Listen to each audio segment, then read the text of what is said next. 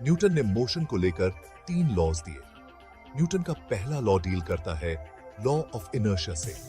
Newton का दूसरा law कहता है कि an unbalanced force is required to move और एक्सेलरेट एन ऑब्जेक्ट। न्यूटन का तीसरा लॉ कहता है कि for every action there is an equal and opposite reaction. इन तीनों लॉज को एक एक करके समझते हैं। पहले बात करते हैं law number 1, which is law of inertia. अब इनर्शिया होता क्या है? न्यूटन का कहना था कि इस यूनिवर्स में जितने भी ऑब्जेक्ट्स हैं, वो जिस स्टेट ऑफ मोशन में है, वो उसी स्टेट ऑफ मोशन में रहना चाहते हैं। अगर कोई ऑब्जेक्ट रुका हुआ है, तो वो रुका ही रहेगा जब तक कि उस पर कोई एक्सटर्नल फोर्स या अनबैलेंस्ड फोर्स ना लगे। ऐसे ही अगर कोई ऑब्जेक्ट मोशन में है, तो वो उतनी ही वेलोसिटी से मूव करता रहेगा जब तक कि उस पर कोई एक्सटर्नल फोर्स या अनबैलेंस्ड फोर्स ना लगे। ऑब्जेक्ट्स की इसी टेंडेंसी को हम कहते हैं इनर्शिया।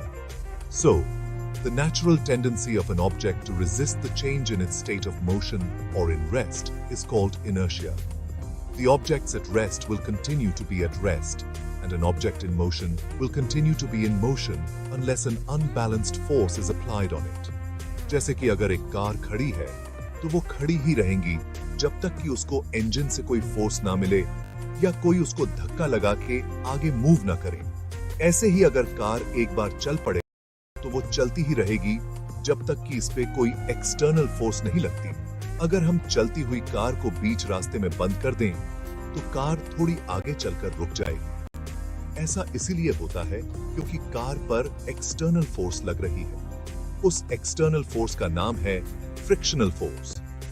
अगर हमारी पृथ्वी पर फ्रिक्शनल फोर्स नहीं होती, तो हमारी कार हमेशा चलती ही रहती। स्पेस में ना जाने कितने पत्थर सैकड़ों सालों से ऐसे ही घूमते जा रहे हैं, क्योंकि स्पेस में फ्रिक्शन ना के बराबर है। अब इनर्शिया के कुछ एग्जाम्पल्स देखते हैं। अगर आप एक रुकी हुई बस में खड़े हैं और वो बस अचानक चल पड़ती है, तो उसका आपकी बॉडी पर क्या असर होगा? देखो, जब बस रुकी हुई है, तो आपकी बॉडी भी रुकी हुई है। लेकिन जैसे ही बस को एक फोर्स मिलती है, तो बस तो चलना शुरू कर देती है, लेकिन आपकी बॉडी अभी भी रेस्ट में है। तो कुछ सेकंड के लिए क्या होगा कि बस आगे निकल जाएगी और आपकी बॉडी पीछे रह जाएगी, और इस वजह से आप बस में पीछे की तरफ गिरते हैं, क्योंकि आपकी बॉडी चेंज रेजिस्ट कर रही है। वो रुकी हुई थी और वो रुका रहना चाहती है, इसलिए बस तो आगे निकल गई, लेकिन कुछ सेकंड के लिए आपकी बॉडी पीछे रह गई। दूसरा एग्जाम्पल देखते हैं। इस बार आप एक चलती हुई बस में खड़े हुए हैं और ड्राइवर ने अचानक से बस की ब्रेक दबाई। अब क्योंकि आपकी बॉडी भी बस के साथ आगे चल रही थी और वो चलते ही रहना चाहती थी, तो बस तो ब्रेक लगाने की वजह से रुक गई, लेकिन आपकी बॉडी अभी भी चल रही थी। इस वजह से आप आगे की तरफ गिरेंगे। ऐसे ही जब आप एक तेज चलती हुई कार में अचानक ब्रेक लगाते हैं, तो हमारी बॉडी आगे की तरफ जाती है, जिससे कि एक्सीडेंट होने का या चोट लगने का खतरा होता है। इसी वजह से सीट बेल्ट पहनी जाती है, क्योंकि जब हमारी बॉडी अचानक से आगे जाती है, तो सीट बेल्ट ऑपोजिट डायरेक्शन से फोर्स लगा के हमारे आगे जाने की स्पीड को कम कर देती है, जिससे कि हमें चोट लगने का खतरा कम हो जाता है। एक और एग्जांपल देखते हैं। जब हम कार को तेजी से मोड़ते हैं, तो हम कार के एक तरफ खिसक जाते हैं। इसका कारण यह है कि जब कार स्ट्रेट लाइन मोशन में चल रही होती है, तो हमारी बॉडी भी स्ट्रेट लाइन मोशन में चल रही होती है।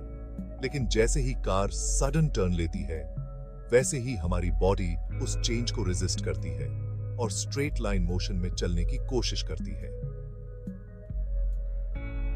जिसकी वजह से हम एक साइड पर आ जाते हैं। आप सबने कैरम बोर्ड तो कभी ना कभी खेला होगा। अगर आप कैरम बोर्ड के कॉइन्स की एक पाइल बनाएं और स्ट्राइकर से सबसे नीचे वाले कॉइन को जोर से मारे, तो आप देखेंगे कि सिर्फ नीचे वाला कॉइन मूव करता है और बाकी सारी की सारी पाइल ऐसे के ऐसे ही नीचे आ जाती है। इसका कारण भी इनर्शिया है, क्योंकि बाकी कॉइन्स अभी भी रेस्ट में हैं इसलिए वो वैसे के वैसे ही नीचे आ जाते हैं। एक और एक्सपेरिमेंट करिए। एक खाली गिलास लीजिए, उसके ऊपर एक प्लेइंग कार्ड रखिए और उस कार्ड के ऊपर एक सिक्का रखिए। अब आप अपनी उंगली और अंगूठे की मदद से उस कार्ड को जोर से फ्लिक करिए, तो आप देखेंगे कि वो जो सिक्का है वो कार्ड के साथ आगे नहीं जाता, बल्कि वह उस ग्लास में गिर जाता है। इसका कारण भी इनर्शिया है, क्योंकि फोर्स लगी कार्ड पर और कार्ड आगे निकल गया। लेकिन जो कॉइन था वो अभी भी रेस्ट में था, इसलिए वो आगे जाने की बजाय सीधा ग्लास के अंदर गिर जाता है। आइए अब इनर्शिया से जुड़े कुछ सवालों को देखते हैं। क्या सारे ऑब्जेक्ट्स में इनर्शिया होता है? इस यूनिवर्स में जितने भी ऑब्जेक्ट्स हैं, सब में इनर्शिया है। क्या सारे ऑब्जेक्ट्स में सेम इनर्शिया होता है? जी नहीं, सारे ऑब्जेक्ट्स में अलग अलग लेवल का इनर्शिया होता है। किसी में कम तो किसी में ज्यादा इनर्शिया होता है। तो फिर हमें कैसे पता चलेगा कि किस ऑब्जेक्ट में ज्यादा इनर्शिया है और किस ऑब्जेक्ट में कम इनर्शिया है? ये हम ऑब्जेक्ट के मास से पता लगा सकते हैं। जनरली हेवी ऑब्जेक्ट्स में ज्यादा इनर्शिया होता है और लाइटर ऑब्जेक्ट्स में कम इनर्शिया होता है। इनर्शिया को हम कैसे मेजर कर सकते हैं?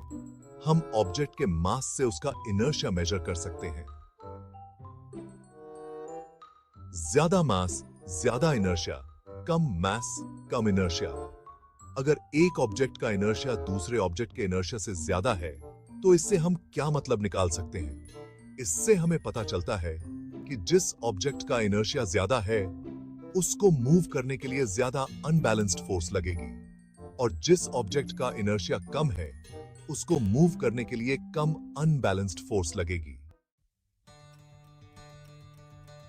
अब कुछ सवाल है जिसमें आपको यह बताना होगा कि किसमें ज्यादा इनर्शिया है, रबर बॉल में या एक पत्थर में? इसका आंसर है पत्थर में, क्योंकि पत्थर का मास रबर बॉल के मास से ज्यादा होता है। दूसरा सवाल, किसमें ज्यादा इनर्शिया होगा, बाइसिकल में या ट्रेन में? ऑब्वियसली ट्रेन में, क्योंकि ट्रेन का इनर्शिया साइकिल के इनर्शिया से बहुत बहुत ज्यादा होता है। अगला सवाल, किसमें ज्यादा इनर्शिया होगा, 5 रुपीस के कॉइन में या 1 रुपये के कॉइन में? इसका आंसर है 5 रुपीस के कॉइन में, क्योंकि 5 रुपीस के कॉइन का ज्यादा मास होता है 1 रुपये के कॉइन के मुकाबले।